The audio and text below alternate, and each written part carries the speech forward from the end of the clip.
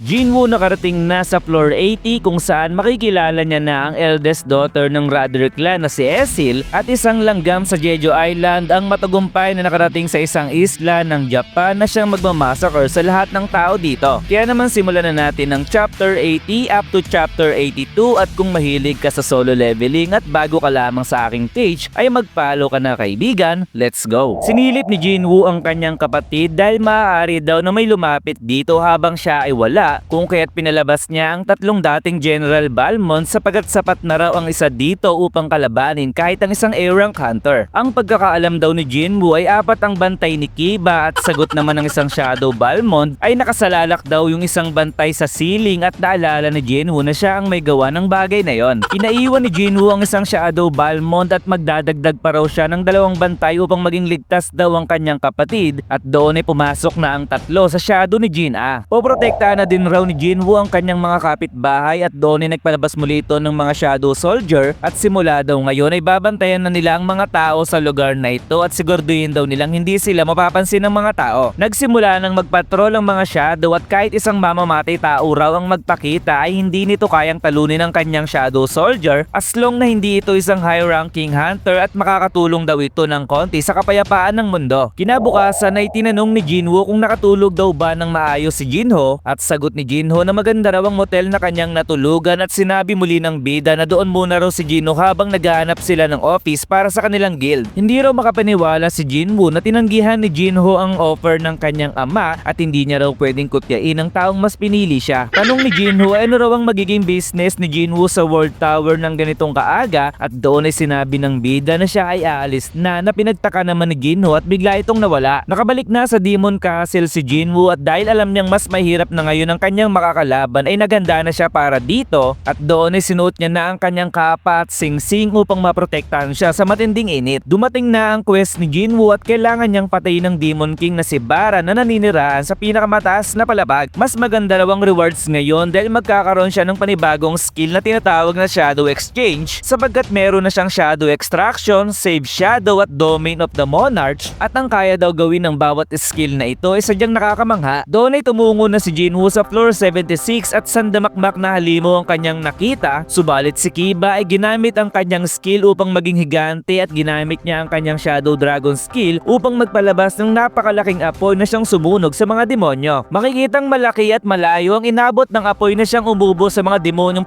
ang tinamaan nito, samantalang namamangha naman si Jinwoo dahil kahit hawak daw nito ang pulang orb ay nabawasan daw dapat ang ability ni Kiba. Depende raw pala sa gumagamit ang magiging sukat ng pulang orb kung kahit hahayaan mo na daw niya itong hawakan ni Kiba. Sumunod ay pinakitang ang tatay ni Jinho ay nasa hospital at tinanong kung ano raw ang natuklasan sa kanya at sagot naman ng doktor na 2 araw na daw itong tulog at meron daw bang malapit sa kanila na isang hunter. Sagot ng tatay ni Jinho na bakit daw ito natanong ng doktor at wika naman ito na narinig na daw ba nila ang tungkol sa Eternal Slumber? Ang Eternal Slumber daw ay natuklasan na magsimulang magpakita ang mga gates sa mundo at ito raw ang isang klase ng pagtulog kung saan hindi ka na magigising pa at mas mabilis daw mauubos ang life force ng may karamdamang ito at kamatayan ang naghihintay sa mga taong hindi kayang i-afford ang life support machine. Patuloy daw siyang makakaramdam ng pagkahilo hanggang sa makatulog na siya ng tuluyan at hindi na magising pa at ang magical power daw ang dahilan ng sakit na to. Meron daw mga taong hindi kayang tagalan ng magical energy sa paligid at isa na ang Eternal Slumber sa mga sakit na pwedeng makuha sa matagal na exposure sa magical energy. Kailangan daw mag-ingat nito sa mga halimaw, mana crystal or sa mga taong naglalabas ng malakas na enerhiya at maaari daw na may nag-trigger sa sakit ng tatay ni Jinho kung kaya't tanong muli nito na meron daw bang hunter sa kanilang pamilya. Doon ay naalala ng president ang kanyang anak at naisip na mas dumadami ang mga taong naglalabas ng enerhiya sa mundo at kung hindi niya raw ma-handle ang magical energy ngayon ay ibig sabihin lamang daw ay napag-iwanan na siya. Hindi raw makapapayag ang tatay ni Jinho na siya ay mapag-iiwanan na lamang ng ganon kung kaya't hindi raw siya magpapatalo at hindi pa siya natatalo sa laban. At the same time sa isang isla ng Japan ay matagumpay na nakadating dito ang isang langgam nang hindi ito namamatay. Habang naglalakad ang dalawang hunter sa mapayapang isla ay narito ngayon si Nogawa upang magpatrol kasama ang baguhan na hunter at kanyang pinaliwanag na kailangan nilang magpatrol dahil sa oras daw na malate sila nila sa pag-alam na may gate palang lumitaw sa isla at nagkaroon ng dungeon break kay tiyak na mamamatay silang lahat. Sa madaling salita raw ay kailangan nilang mahanap agad ang gate at masabi ito sa mga hunter na nasa labas ng isla at ang tulong raw ay darating pagkatapos ng 3 araw. Silang dalawa lamang daw ang hunter sa isla na ito kung saan ang ranggo nila ay isang D-rank at E-rank at tila ba may napansin ng baguhang hunter at napatanong naman ng isa kung isa raw ba itong tao at doon ay nagpakita ang isang langgam na galing sa Jeju Island. Sumunod ay pinakitang muli ang Demon Castle kung saan mas dumami na ang shadow na kayang isave ni Jinwoo at kung pwede lang sana daw na maging shadow ang demon ay meron na siyang army ng mga giants. Hindi raw efficient kung sama-sama ang kanyang army kung kaya't hatiin niya daw ang mga ito sa 6 na grupo na pinamumunuan ni Kiba, Igris,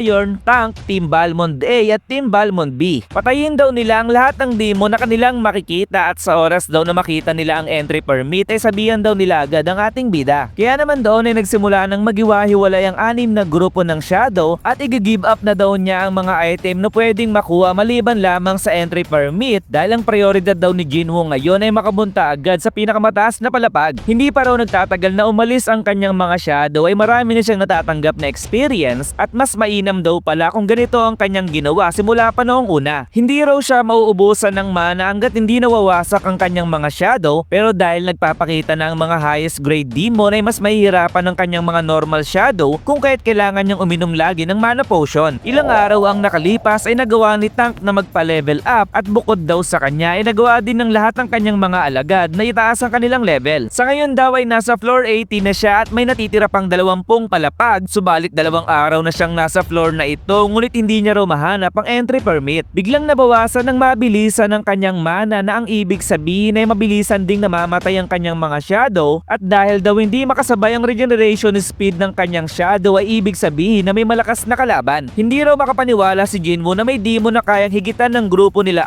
Iron kung kaya't wala na raw siyang pagpipilian pa kundi i-recall ang kanyang mga shadow. Sa sumunod na araw ay patuloy pa ding na-ambush ang mga shadow ni Jinwoo kung kaya't ni-recall niya itong muli at gaya daw ng kanyang iniisip ay merong malakas na demon sa floor na ito subalit nagtataka siya dahil iniiwasan daw ng kalaban ang grupo nila Kiba na malapit kila Igris at mas piniling atakihin ang Team Balmond A. Hindi raw kayang talunin ng mga demong ito si Kiba at kung sinasadya raw nilang targetin ang kaya lamang nilang talunin ay ibig sabihin daw na may talino ang mga demon na ito. Kung aatakihin daw ng mga demong ito ang Team Balmond B ay sigurado raw siyang ang susunod itong target ay ang grupo nila Tank kung kaya't si Jinwoo ay pumunta sa grupong ito upang magmasid. Doon ay nagpakita na ang mga demon kung saan nakasakay sila sa mga kabayo samantalang si Tank ay humiyaw ng malakas sabay umatake naman ang isang demon knight at madali lamang niyang tinapos si Tank nang walang kahirap-hirap. Yun daw pala ang ginagawa ng kalaban kung bakit hindi makasabay ang regeneration ng kanyang mga shadow at sa pagpapakita ni Jinwoo ay sinabi nito na wala raw chance para manalo ang kanyang mga shadow sa mga kalaban. Humanda ng pagkilos ang demon knight at sumugod patungo kay Jinwoo subalit nagawa ng bida na maiwasan ang atake ng demon at sinipa niya ang ulo nito na nagsanhi ng kamatayan ng demon. Sumunod ay sumugod na din ang 2